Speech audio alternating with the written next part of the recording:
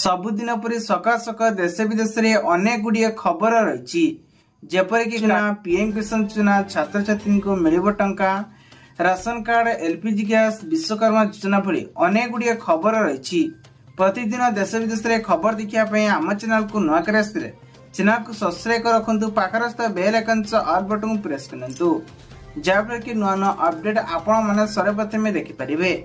चलतु दर्शक बंधु आज सकाळ न्यूज उपर नजर पकेबा। परवर्ती खबर आसिला गाड़ी चल मानक पई बड़ खबर। एप्रिल 1 रु ट्रैफिक नियम उल्लंघन करुथिबा ड्राइवर मानक विरुद्ध रे कठोर नियम लागू हेबो। 1 रे मद पी गाड़ी चलाइले एवं बेल्ट न पिंधिले एवं लाइसेंस को नहीं आपण माने मध्य अवधरे 5000 टंका लेखाए फाइन लगी पारे। परवर्ती खबर आसिला जुक्त 2 परीक्षा को नहीं बड़ खबर। एप्रिल 2 ठारू आरंभ हेबो जुक्त 2 खाता देखा। मे 15 सुधा चैत वर्षर जुक्त 2 परीक्षा फलाफल प्रकाश पाइब। परवर्ती खबर आसिला परिशिष्ट विजु स्वास्थ्य कल्याण योजना महिलांको पई 10 लाख एवं पुरुष मानक पई 5 लाख टंकार मागଣା चिकित्सा व्यवस्था थिला। बीजेपी सरकार यहाको नाम परिवर्तन करी मार्च 12 तारिख रे घोषणा करथिले देबे बोली, किंतु आजी पर्यंत एही कार्ड को काहारी पाखर पहुँचे पारिले नहीं। परवर्ती खबर आसिला एप्रिल मासरे छुट्टी लिस्ट को नहीं बड़ खबर। आरबीआई रे छुट्टी तालिका को नहीं द्वितीय एवं चतुर्थ शनिवार भी आज आसुछि। सह भिन्न भिन्न राज्य रे भिन्न भिन्न पर्व को हिसाब कले प्राय एही मासरे 30 दिन को 16 दिन बैंक छुट्टी रहिबो। परवर्ती खबर आसिला अंत्योदय गृह योजना रे गरीब भरोसा को नहीं हितकारी पिछा मिलिबो 1,20,000 टंका। सूचना अनुसार आज मध्य मुंड गुंजिबा पई घरटीए नहीं। एहिभଳି स्थिति अंत्योदय गृह योजना ग्राम अंचल प्रत्येक परिवार पई सम्मान सहित वंचिता आशा भरोसा जुगाई देउछि। परवर्ती खबर आसिला पिलांकु मिलिबो मांडिया लडू। नवरंगपुर जिला उमरकुट रे शुभ आरंभ हैला पोषण अभियान। नवम और 10म श्रेणी छात्र छात्री को पोषणयुक्त माध्यम भोजन शुभ आरंभ करिसंती। विद्यालय और गणशिक्षा मंत्री नित्यानंद खंड उमरकुट रे सरकारी उच्च बालिका विद्यालय और स्वामी विवेकानंद उच्च विद्यालय यह कार्यक्रम आरंभ करती। एबे कमर्शियल गैस सिलिंडर मूल्य 41 टंका ह्रास। सूचना अनुसार दिल्ली रे 41 टंका कमिला कमर्शियल गैस दर। आज नूतन गैस दर हिसाब रे 1762 टंका लागू। विश्व रे एबे अणदेखा एवं संशोधन भावे यह करा जायछि।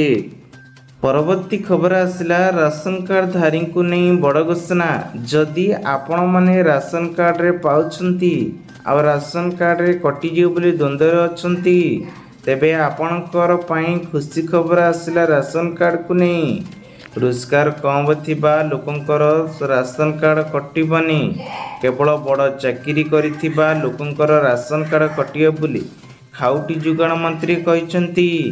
गाँ मानकरे मासक 10,000 आय सह मासक सहर रे 15,000 आय करुथिले कार्ड कटिजियो बोली जो चर्चा हेउची सेमिति किछि हेबनी बोली मंत्री कहिसंती। परवर्ती खबर आसिला सरकारी चाकरी करिथिले केंद्र सरकार बड़ उपहार। महंगा भत्ता 2% को नहीं केंद्र सरकार मंजूरी करिसंती। कर्मी और पेंशनभोगी डीए और पेंशनधारी महंगा भत्ता को 53% रु एबे 55% वृद्धि होइछि।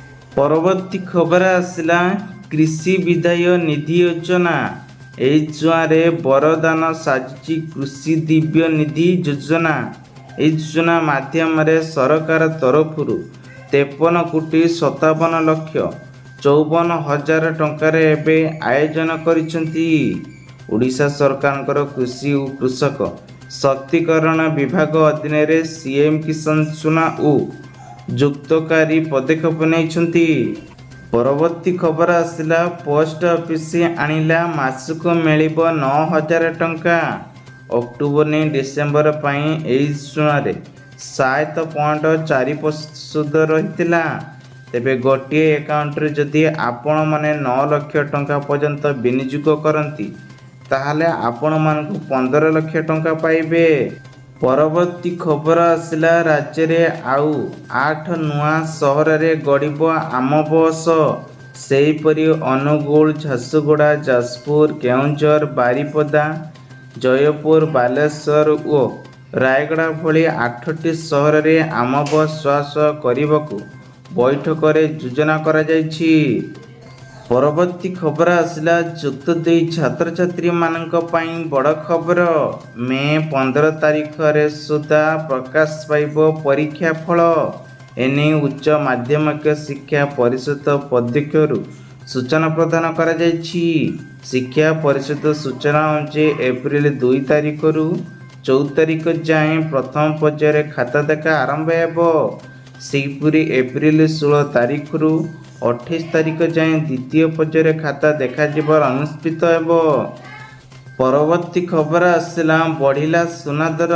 ଦେଶରେ ରାଜଧାନୀ ଦିଲ୍ଲୀରେ ସୁନାର ମୂଲ୍ୟ ଲଗାତାର ଦ୍ୱିତୀୟ ଦିନ ପାଇଁ ମହଙ୍ଗା ହୋଇଛି, ଯାହା ସୁନା ଏବେ ପୁଣି 91,000 ଟଙ୍କାରେ ଅତିକ୍ରମ କରିଛି।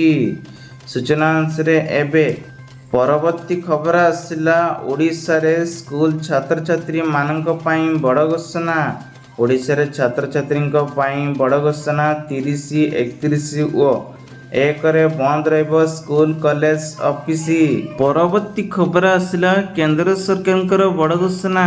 ସୂଚନା ଅନୁସାରେ ଗାଁରେ ରହୁଥିବା ଲୋକମାନଙ୍କୁ 10 ଲକ୍ଷ ଟଙ୍କା ପର୍ଯ୍ୟନ୍ତ ଲୋନ୍ ଯୋଗାଇ ଦେଉଛନ୍ତି ସରକାର। ବୟସ 18 ବର୍ଷ ହୋଇଥିଲେ ଆପଣମାନେ 25% ପର୍ଯ୍ୟନ୍ତ ରିହାତିରେ ମିଳିବ 10 ଲକ୍ଷ ଟଙ୍କା ପର୍ଯ୍ୟନ୍ତ ଋଣ। ହିତକାରୀଙ୍କୁ କୌଣସି ଗ୍ୟାରେଣ୍ଟି ଦେବାକୁ ପଡ଼ିବନି। ଗ୍ରାମାଞ୍ଚଳ ଓ ସହର ଅଞ୍ଚଳରେ କାରିଗରୀମାନେ ବେକାରୀ ଯୁବକମାନେ ଏନେଇ ବ୍ୟବସାୟ ଆରମ୍ଭ କରିପାରିବେ। ପରବର୍ତ୍ତୀ ଖବର ଆସିଲା, ବଢ଼ିଲା କ୍ଷୀର ଦାମ। ଜାଣନ୍ତୁ ପ୍ୟାକେଟ ପିଛା କେତେ ରହିଛି। ସୂଚନା ଅନୁସାରେ କମ୍ପାନୀ ଟଙ୍କାଟେ ନିଏ 2 ଟଙ୍କା ବଢ଼ିନି, ଏକାଥରକରେ 4 ଟଙ୍କା ବୃଦ୍ଧି କରିଛି। ଏହି କ୍ଷୀରର ଦାମ ବୃଦ୍ଧି ହୋଇଛି କର୍ଣ୍ଣାଟକରେ। କର୍ଣ୍ଣାଟକରେ ଏବେ ମିଲ୍କ ଫ୍ୟାକ୍ଟ୍ରିରେ ଏବେ ବ୍ରାଣ୍ଡ ନନ୍ଦିନୀ ନାମରେ ବିକ୍ରି ହେଉଥିବାର କ୍ଷୀରର ଦାମ ଲିଟର ପିଛା 4 ଟଙ୍କା ବଢ଼ାଇବା ପାଇଁ ଘୋଷଣା କରାଯାଇଛି। ପରବର୍ତ୍ତୀ ଖବର ଆସିଲା, ମହିଳା ସୈନ୍ୟରେ ମହିଳାଙ୍କୁ ମିଳିବ ଏଣିକି 2500 ଟଙ୍କା। ସୂଚନା ଅନୁସାରେ ଯେଉଁ ମହିଳାମାନଙ୍କର ବୟସ 20ରୁ ନେଇ 49 ବର୍ଷ ହୋଇଥିବ ଏହି ସୁଆଁରେ ଆବେଦନ କରିପାରିବେ। ଏଥିରେ ଆପଣଙ୍କର ମାନଦନୀୟ ଡକୁମେଣ୍ଟର ଆପଣଙ୍କର Aadhaar card, certificate, passport size photo, income certificate ଆବଶ୍ୟକ ରହୁଛି। ପରବର୍ତ୍ତୀ ଖବର ଆସିଲା, ମୁଖ୍ୟମନ୍ତ୍ରୀଙ୍କର ବଡ଼ ଘୋଷଣା। ବରିଷ୍ଠ ନାଗରିକଙ୍କୁ ପ୍ରତି ମାସରେ ମିଳିବ 3,000 ଟଙ୍କା। ରାଜ୍ୟ ସରକାର ଆଣିଲେ ଏବେ ଏହି ଅଧୀନରେ 60 ନେଇ 69 ବର୍ଷର ବୟସଙ୍କୁ ସହାୟତା ରାଶି 2,000 ଟଙ୍କାରୁ 2,500 ଟଙ୍କା ବୃଦ୍ଧି କରିଛନ୍ତି।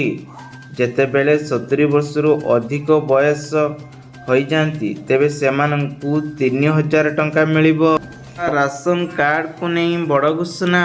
ରାସନ କାର୍ଡ଼ରେ EKYC କରିବାକୁ ନେଇ ଏଣିକି ଆସିଲା ଦାରିଦ୍ର୍ୟ ସୀମାରେଖା ତଳେ ଥିବା ଆବଶ୍ୟକ। ମାଗଣା ରାସନ ପାଇବାକୁ ହେଲେ ଆପଣମାନେ ଏବେ ନିୟମିତ ଜାଣିଥିବେ EKYC କରିବା ବାଧ୍ୟତାମୂଳକ ହୋଇଛି। ସରକାରଙ୍କ ଘୋଷଣା କରିଛନ୍ତି ଯେ EKYC ପାଇଁ ନିର୍ଦ୍ଧାରିତ ସମୟ ସୀମା ପରେ ଯେଉଁମାନେ ଏହା କରିବେ ନାହିଁ ସେମାନଙ୍କ ରାସନ କାର୍ଡ଼ ରଦ୍ଦ ହୋଇଯିବ ଓ ମାଗଣା ରାସନ ସହ ଅନ୍ୟାନ୍ୟ ସୁବିଧା ମିଳିବ ନାହିଁ। ପରବର୍ତ୍ତୀ ଖବର ଆସିଲା, ଗର୍ଭବତୀ ମହିଳାଙ୍କୁ ନେଇ ସରକାର ତରଫରୁ ଏକ ବଡ଼ ଘୋଷଣା। ଗର୍ଭବତୀ ମହିଳା ଥିଲେ ଏଣିକି ମିଳିବା ପାଇଁ ଯାଉଛି 21,000 ଟଙ୍କା ପାଇବେ। ପ୍ରଥମ ଥର ଉପସ୍ଥିତିରେ 1 ଲକ୍ଷ କୋଟି ଟଙ୍କାର ବଜେଟ୍ ଘୋଷଣା କରିଥିଲେ। ଏଣିକି ମହିଳା ସୈନ୍ୟସୁଆରେ 5,100 କୋଟି ଟଙ୍କାର ବ୍ୟବସ୍ଥା କରାଯିବ। ମହିଳାମାନଙ୍କୁ ପ୍ରତି ମାସରେ ଗର୍ଭବତୀ ଥିଲେ ତ ସେମାନଙ୍କୁ 2,500 ଟଙ୍କା ଲେଖାଏଁ ଦିଆଯିବ। ପରବର୍ତ୍ତୀ ଖବର ଆସିଲା ମହିଳା ସମୃଦ୍ଧି ସୁଆରେ ମାସକୁ ମିଳିବ 2,500 ଟଙ୍କା। ଏହା କେଉଁମାନଙ୍କୁ ପାଇବେ ଜାଣି ରଖନ୍ତୁ। ଯେଉଁ ମହିଳା ପ୍ରତି ମାସରେ 2,500 ଟଙ୍କା ଲେଖା ପାଇବେ ସେମାନେ ଆବେଦନ କରିବା ପାଇଁ ଚାହୁଁଥିଲେ 20-49 ବର୍ଷ ମହିଳା ସମୃଦ୍ଧି ଆବେଦନ କଲେ ଆବେଦନକାରୀ ଭାରତୀୟ ନାଗରିକ ହୋଇଥିବା ଜରୁରୀ ଏବଂ ସେମାନଙ୍କୁ ଏଣିକି 2,500 ଟଙ୍କା ଲେଖାଏଁ ସରକାର ତରଫରୁ ଦେବେ ବୋଲି ସୂଚନା ମିଳିଛି।